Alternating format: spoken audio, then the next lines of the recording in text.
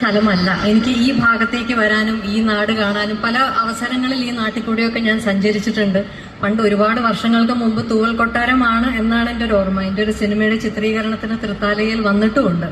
അപ്പൊ അതുകൊണ്ട് വീണ്ടും കുറേ വർഷങ്ങൾക്ക് ശേഷം തൃത്താലയിലേക്ക് വരാനും ഇവിടെയുള്ളവരെയൊക്കെ കാണാനും ഒരു അവസരം കൂടി കിട്ടുകയാണ് എന്നുള്ളത് എന്നെ സംബന്ധിച്ച് വലിയ സന്തോഷം തരുന്ന ഒരു അവസരമായിരുന്നു. പിന്നെ ഈ സരസ് മേള, ഈ സരസ് എന്ന വാക്കിന്റെ അർത്ഥം ഒരുമാതിരി എല്ലാവർക്കും അറിയാമെന്ന് തോന്നുന്നു. ഒരു തടാകം, ഒരു വലിയൊരു തടാകം എന്നാണ് സരസിന്റെ അർത്ഥം. ഇവിടെ ഏറ്റവും അന്വർത്ഥമായിട്ടുള്ള ഒരു പേര് തന്നെയാണ് ഈ മേളയ്ക്കുള്ളതെന്ന് എനിക്ക് തോന്നിയിട്ടുണ്ട്.